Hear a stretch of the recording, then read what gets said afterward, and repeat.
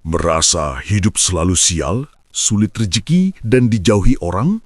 Mungkin batin Anda sedang kehilangan cahaya. Para sesepuh Jawa punya cara ampuh untuk mengembalikan keberuntungan melalui tirakat Jawa kuno. Sebuah ritual sunyi yang mampu mengubah nasib dari yang paling terpuruk menjadi sosok yang berderajat tinggi. Jika Anda siap mengubah hidup hari ini, laku sunyi inilah kuncinya. Hakikat tirakat, seni menahan diri di tengah jabatan dan duniawi. Banyak orang salah mengira bahwa tirakat hanyalah milik mereka yang tinggal di lereng gunung atau para pertapa yang menjauh dari peradaban. Nyatanya, tirakat sejati justru paling diuji ketika seseorang berada di tengah-tengah pusaran kekuasaan dan kenyamanan materi. Bayangkan seorang abdi negara, seorang pegawai negeri sipil, PNS, yang setiap harinya berhadapan dengan aturan, birokrasi, dan godaan jabatan. Disinilah tirakat menemukan bentuknya yang paling nyata namun tersembunyi. Tirakat bagi seorang abdi negara bukanlah tentang meninggalkan seragam dan kantornya, melainkan tentang bagaimana ia menjaga kebeningan batin di tengah gemerlapnya fasilitas dan wewenang yang ia genggam. 1. Tirakat sebagai rem di tengah kecepatan dunia. Bagi seorang pegawai pemerintahan, hidup seringkali diatur oleh target, pangkat, dan tunjangan. Tanpa disadari, raga ini seringkali menjadi manja karena terbiasa dengan kepastian. Disinilah peran tirakat Jawa kuno masuk sebagai penyeimbang. Leluhur kita mengajarkan bahwa semakin tinggi kedudukan seseorang, maka semakin besar pula laku prihatin yang harus dijalankan. Mengapa? Agar jabatan tersebut tidak berubah menjadi racun bagi jiwanya. Laku tirakat bagi seorang PNS bisa dimulai dari hal yang paling sederhana. Puasa weton di tengah hari kerja yang padat. Saat rekan-rekan sekantor mengajak makan siang mewah, sang pelaku tirakat tetap teguh dengan puasanya. Ia tidak sedang menyiksa diri, melainkan sedang melatih otot batin agar tidak mudah disetir oleh keinginan perut. Ia sedang membuktikan bahwa dirinya adalah tuan atas raganya sendiri, bukan budak dari fasilitas yang ia terima. 2. Menjaga integritas melalui ketajaman rasa. Tirakat adalah proses pembersihan saluran intuisi.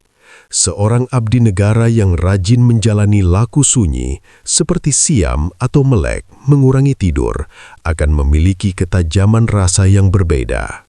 Dalam dunia birokrasi yang penuh intrik, ketajaman batin ini sangat krusial.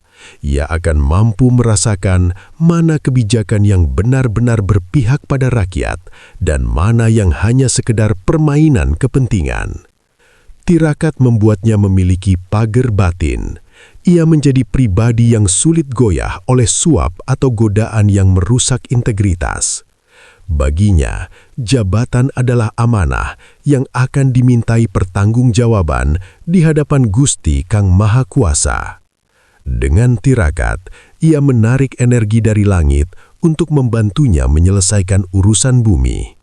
Inilah yang membuat seorang pegawai yang ahli laku akan tampak lebih berwibawa, lebih tenang, dan ucapannya lebih didengar oleh pimpinan maupun bawahan, meskipun ia tidak pernah berteriak. Membeli kemuliaan dengan keprihatinan. Leluhur Jawa percaya pada konsep ngunduh wohing pakarti. Kita akan memanen apa yang kita tanam. Seorang PNS yang mau laku prihatin sebenarnya sedang menabung keberuntungan untuk anak cucunya. Ia memilih untuk hidup secukupnya, menahan diri dari sifat serakah, dan rutin melakukan sedekah batin melalui tirakat sunyi. Dalam kesunyian malam, saat rekan-rekan lainnya terlelap, ia mungkin bangun untuk bersujud atau sekedar duduk hening, meneng. Ia mendoakan agar instansi tempatnya bekerja penuh berkah dan rakyat yang dilayaninya sejahtera. Di titik inilah, tirakat bukan lagi urusan pribadi, melainkan pengabdian spiritual. Kekuatan misterius dari tirakat ini akan melindunginya dari fitnah dan mara bahaya di lingkungan kerja. Ia akan naik pangkat bukan karena menjilat, melainkan karena semesta memang menyediakan jalan kemuliaan bagi mereka yang mau merunduk dalam keprihatinan. Kesimpulan bab 1. Menjadi abdi negara yang berisi. Jadi, Mbah, tirakat Jawa kuno bagi manusia modern, khususnya para abdi negara, adalah cara untuk menjadi manusia yang berisi. Bukan berisi dengan khodam atau ilmu hitam, melainkan berisi dengan energi ketenangan dan kejujuran. Seorang PNS yang menjalankan tirakat akan bekerja dengan hati, bukan sekedar mencari absensi. Ia adalah satria pinayungan di zaman modern, yang tangannya bekerja untuk negara, namun batinnya selalu bertaut pada Sang Pencipta melalui jalan sunyi yang penuh misteri ini. Assalamualaikum warahmatullahi wabarakatuh. Salam sejahtera bagi kita semua. Shalom, Om Swastiastu, Namo Buddhaya. Salam kebajikan untuk seluruh sedulur dari berbagai keyakinan. Sugeng rawuh di channel Primbon Bah Ulu Ulu, Bah Sadimin, Desa Kaliwungu, Kecamatan Kelirong, Kebumen, tempat berbagi ilmu leluhur Jawa yang penuh pitutur lan pangeling-eling. Mohon dukungannya dengan like, subscribe, dan share agar channel ini terus istiqomah nguri-uri budaya Jawa, agar wejangan leluhur Jawa bisa terus lestari dan berbagi manfaat. Sedulur kabeh, tuliskan kota asal panjenengan di kolom komentar. Dari Sabang sampai Merauke, kita satukan doa. Sadurunge lanjut, tulisin kota asal panjenengan di kolom komentar. Mbah doakan, sing duwe hutang, mugi enggal lunas. Sing lagi sakit, mugi enggal pinaringan sehat. Sing golek gawean, mugi ketemu kerjo sing dikarepake. Mugi uripe tansah kebak berkah lan kabagian. Amin. Teknik tirakat praja membumikan laku sunyi di meja birokrasi. Sedulur kabeh, poro abdi negoro lan poro pekerja modern, banyak yang mengeluh pada Eyang. Eyang, saya ingin tirakat, tapi saya harus masuk kantor dari pagi sampai sore. Kalau saya puasa ngebleng atau patigeni, nanti pekerjaan saya terbengkalai dan saya bisa ditegur atasan. Nah, disinilah letak kearifan leluhur Jawa yang sesungguhnya. Ilmu Jawa itu luwes, fleksibel, tidak kaku. Leluhur kita sudah memprediksi zaman di mana manusia akan sangat sibuk. Oleh karena itu, ada yang disebut tirakat praja, yaitu seni menjalankan laku keprihatinan di tengah kesibukan mengabdi pada negara dan masyarakat. Tirakat ini tidak menuntut Anda meninggalkan meja kerja, melainkan menuntut Anda mengubah cara Anda bekerja menjadi sebuah laku spiritual. 1. Tirakat lati atau puasa bicara sia-sia.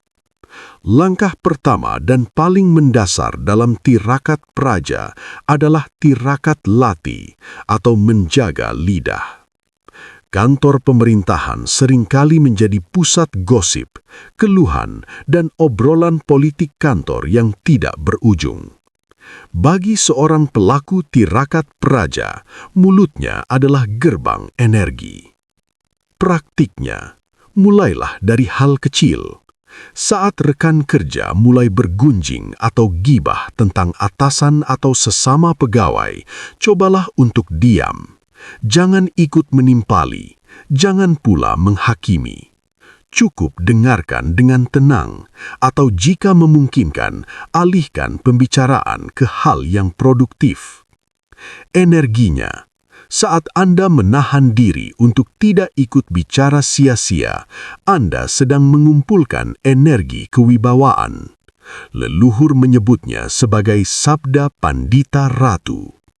Ucapan Anda akan menjadi jarang, namun sekali Anda bicara, kata-kata Anda akan memiliki bobot, didengarkan oleh pimpinan dan dihargai oleh rekan kerja karena dianggap keluar dari kedalaman berpikir, bukan emosi sesaat.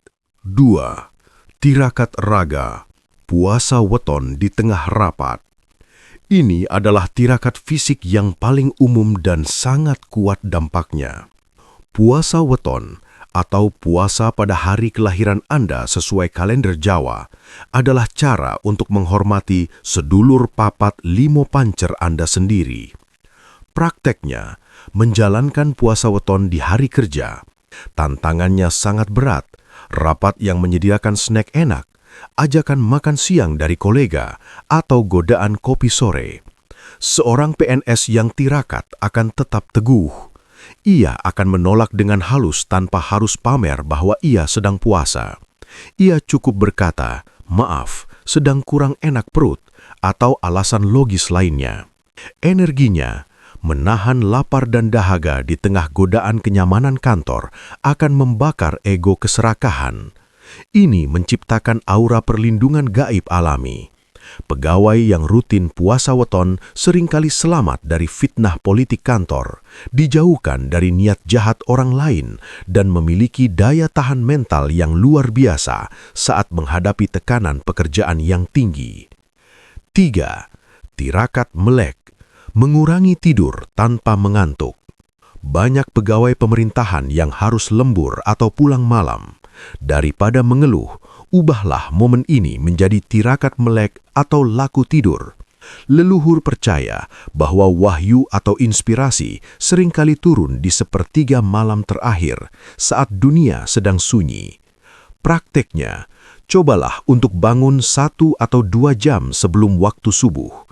Alih-alih langsung bersiap kerja atau tidur kembali, duduklah hening selama 15-30 menit. Niatkan waktu ini untuk mendoakan kelancaran tugas Anda hari itu, mendoakan pemimpin agar bijaksana, dan mendoakan rakyat agar sejahtera.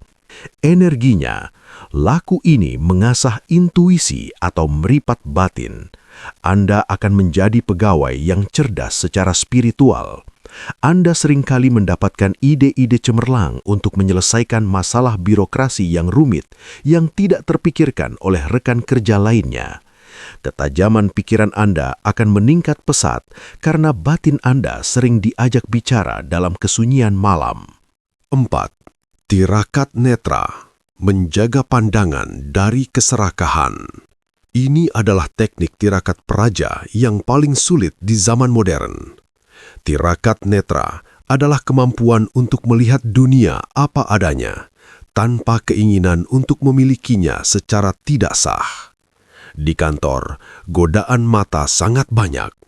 Melihat anggaran yang besar, melihat peluang suap, atau melihat rekan kerja yang kaya dari jalan yang tidak benar. Prakteknya, saat Anda melihat kesempatan untuk berbuat curang atau melihat rekan kerja pamer kekayaan hasil korupsi, kuncilah mata hati Anda. Katakan pada diri sendiri, "Itu bukan hakku. Itu racun bagi anak cucuku." Alihkan pandangan Anda pada tugas dan kewajiban utama Anda. Energinya, laku ini menciptakan integritas yang tidak tertandingi. Aura Anda akan menjadi sangat bersih dan terang. Anda akan disegani bukan karena pangkat Anda, tetapi karena kejujuran Anda yang memancar keluar. Leluhur Jawa percaya, pegawai yang tirakat netra akan selalu dicukupi rezekinya oleh alam semesta lewat jalan yang halal dan tak terduga, jauh lebih berkah daripada hasil korupsi. Kesimpulan bab 2. Meja kantor sebagai sajadah pengabdian. Jadi Mbah, tirakat Jawa kuno di zaman modern bukanlah tentang menyiksa diri, melainkan tentang kedisiplinan mental tingkat tinggi.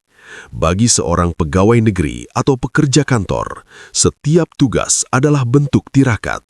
Melayani masyarakat dengan sabar adalah tirakat, menolak suap adalah tirakat, dan menjaga keharmonisan kantor adalah tirakat. Dengan teknik tirakat praja ini, meja kantor Anda berubah menjadi tempat pengabdian yang suci, dan seragam yang Anda kenakan adalah jubah spiritual yang penuh perlindungan semesta. Rahasia Mesu Budi mengasah karakter satria di tengah godaan dunia.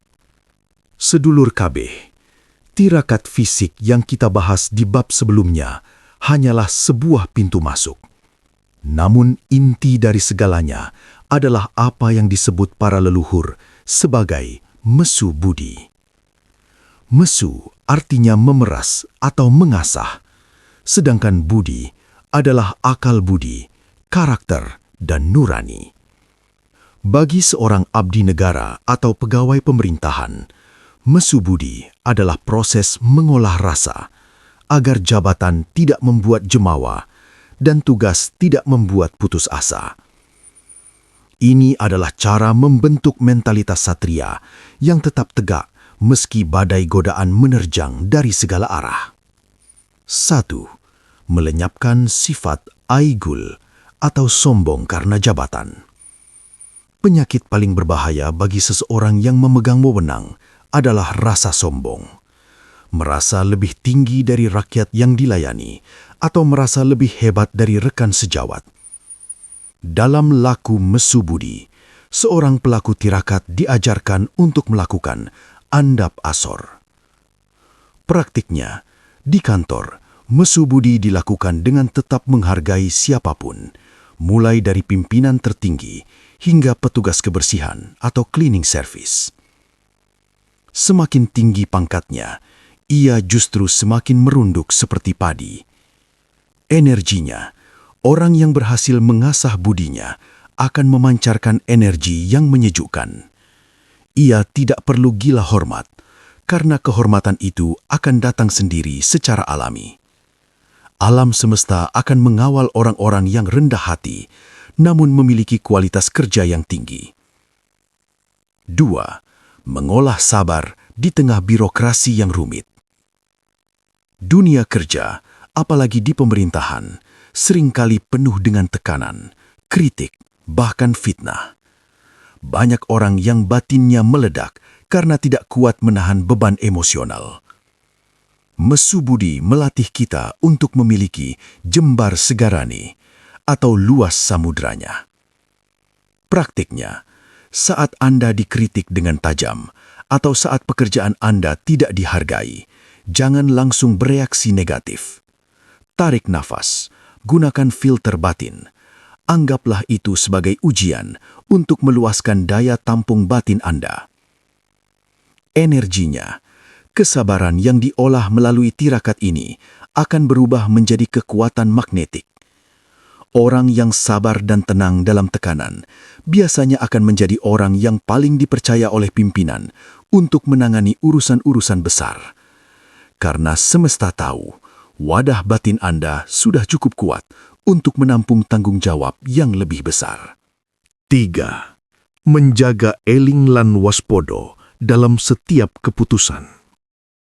Seorang PNS seringkali harus menandatangani dokumen atau mengambil keputusan yang berdampak luas. Disinilah eling lan waspodo, ingat dan waspada, menjadi senjata utama. Mesu Budi mengajarkan kita untuk selalu terhubung dengan suara Tuhan di dalam hati nurani. Prakteknya, sebelum mengambil keputusan penting, diamlah sejenak. Tanyakan pada batin terdalam, apakah keputusan ini benar? Apakah ini merugikan orang lain? Jika batin terasa tidak enak atau greget yang mengganjal, berhentilah. Itu adalah sinyal dari laku tirakat Anda bahwa ada yang tidak beres.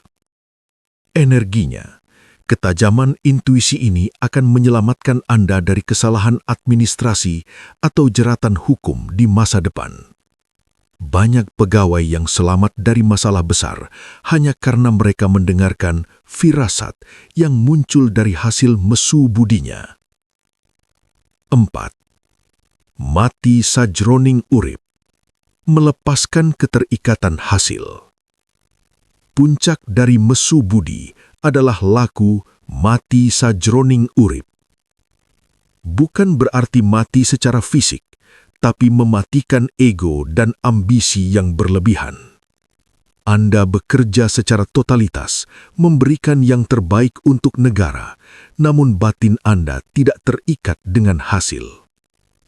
Prakteknya, jika Anda tidak naik pangkat padahal sudah bekerja keras, Anda tidak akan stres.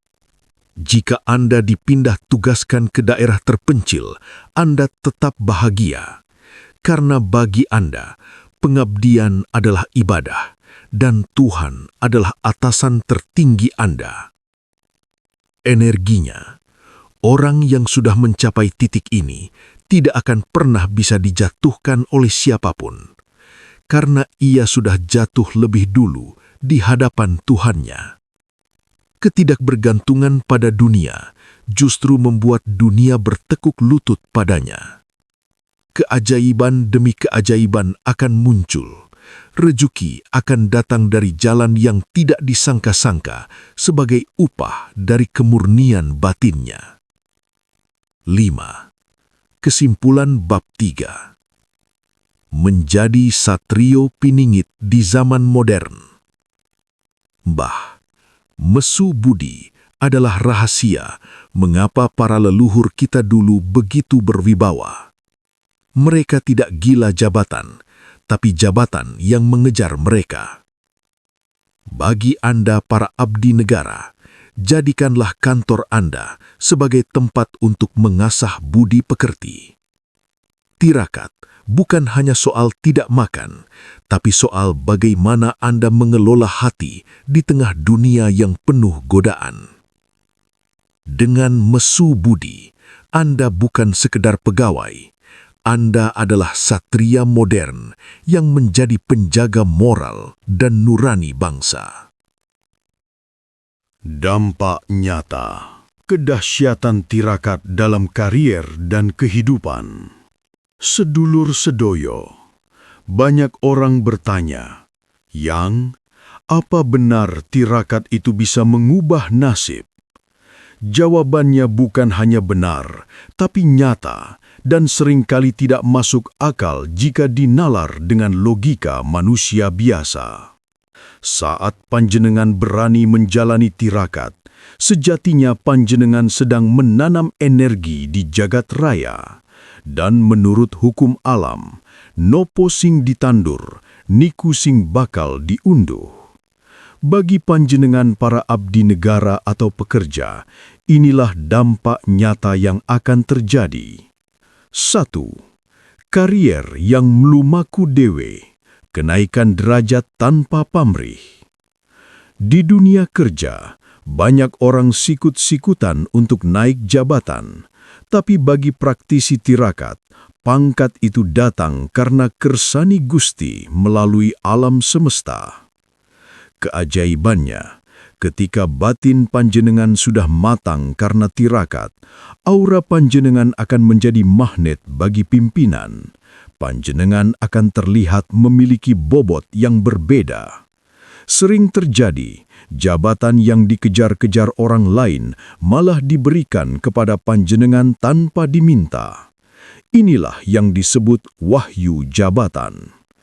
Alam semesta yang akan menggiring panjenengan ke tempat yang tinggi karena batin panjenengan dianggap kuat menerima amanah. 2. Selamat dari fitnah dan mara bahaya, pagar goib alami. Kantor itu sering jadi tempat yang panas karena intrik dan iri dengki. Namun orang yang ahli tirakat memiliki tameng yang tidak terlihat mata. Keajaibannya, jika ada orang yang berniat jahat atau ingin menjegal karier panjenengan, biasanya niat tersebut akan meleset atau kembali kepada si pembuat. Panjenengan akan diberi keselamatan dengan cara yang tak terduga. Ini adalah wujud dari saur atau perlindungan dari laku prihatin panjenengan. Boten usah wedi, semesta tidak tidur. 3. Rezeki yang berkah dan tumanem. Tirakat tidak membuat panjenengan kaya mendadak seperti menang lotre, tapi membuat rezeki panjenengan menjadi berkah. Keajaibannya, rezeki dari hasil tirakat itu sifatnya adem, tidak cepat habis, tidak membawa penyakit, dan selalu cukup. Panjenengan akan merasa meskipun gaji pas-pasan, tapi bisa menyekolahkan anak sampai tinggi dan membangun rumah dengan tenang. Rezeki panjenengan menjadi rezeki yang tumanem atau menancap kuat, tidak mudah hilang tertiup angin nafsu. 4. Ucapan yang mandi dan disegani lawan. Dampak nyata lainnya adalah ketajaman lisan. Karena panjenengan sering tirakat latih menjaga mulut, maka setiap kata yang keluar akan memiliki energi. Keajaibannya, saat panjenengan memberi usulan di rapat, orang lain akan menurut tanpa merasa dipaksa. Lawan bicara akan merasa sungkan karena getaran batin panjenengan lebih tinggi dari emosi mereka. Panjenengan akan menjadi sosok problem solver. Masalah sesulit apapun, kalau panjenengan yang menangani, semua jadi lancar. Kesimpulan. Memulai langkah menjadi abdi negara yang utomo. Sedulur kabeh, para pamiarso eyang dormo weton. Kita sudah belajar bersama tentang misteri tirakat Jawa kuno. Sekarang, sampai pada pertanyaan paling penting. Bagaimana cara memulainya, Eyang? Sebab ilmu tanpa laku itu seperti wit sing ora nate uwoh, pohon yang tak pernah berbuah. Tidak perlu menunggu jabatan tinggi untuk memulai prihatin. Panjenengan bisa mulai hari ini juga dari meja kantor panjenengan sendiri. 1. Niat yang murni. Niat karena Gusti. Langkah pertama adalah niat. Jangan lakukan tirakat karena ingin naik pangkat atau ingin pamer kesaktian. Niatkan tirakat panjenengan untuk menuntun batin agar tetap eling pada Yang Maha Kuasa, agar menjadi abdi negara yang jujur dan menjadi manusia yang bermanfaat. Saat niat sudah murni, semua hadiah duniawi akan datang mengikuti. 2. Mulai dari laku yang ringan. Jangan langsung melakukan tirakat berat jika batin belum terbiasa. Langkah nyata. Mulailah dengan puasa weton. Saat hari kelahiran panjenengan tiba, lakukan puasa dari subuh sampai maghrib. Di hari itu, jaga lisan dari mengeluh atau menggunjing orang lain. Jika ini dilakukan secara istiqomah, batin panjenengan akan merasakan perubahan besar. Panjenengan akan menjadi pribadi yang jauh lebih sabar dan tenang di kantor. 3. Disiplin eling lan waspodo di keseharian. Tirakat yang paling nyata bagi abdi negara adalah integritas. Langkah nyata. Setiap kali menerima tugas atau anggaran, tancapkan dalam batin. Ini amanah rakyat. Ini titipan Gusti. Jika ada godaan untuk menyimpang, ingatlah anak istri di rumah. Jangan beri mereka makan dari barang yang tidak benar. Ini adalah wujud tirakat modern yang paling sakti untuk menjaga keselamatan karier panjenengan. 4. Menyisihkan waktu untuk menembah. Di tengah kesibukan kantor, sisihkan waktu 5 menit saja untuk hening. Langkah nyata. Bisa saat jam istirahat atau sebelum pulang. Duduklah yang anteng, pejamkan mata dan bersyukur kepada Gusti atas kelancaran pekerjaan hari ini. Mintalah agar esok hari bisa menjadi pribadi yang lebih baik. Inilah cara kita menunggal dengan energi alam agar selalu dilindungi. 5. Penutup. Tirakat adalah warisan luhur. Tirakat bukan hal kuno yang menakutkan, tapi warisan luhur untuk menjaga martabat manusia Jawa. Sebagai abdi negara, panjenengan punya tanggung jawab besar. Dengan tirakat, panjenengan tidak hanya bekerja dengan raga, tapi juga dengan jiwa. Semoga pembahasan ini menjadi pepadang bagi panjenengan semua. Eyang hanya bisa mendoakan, semoga laku prihatin panjenengan diridhoi Gusti, dan panjenengan semua diberi karir yang berkah, keluarga yang tentrem, dan akhir hidup yang husnul khotimah.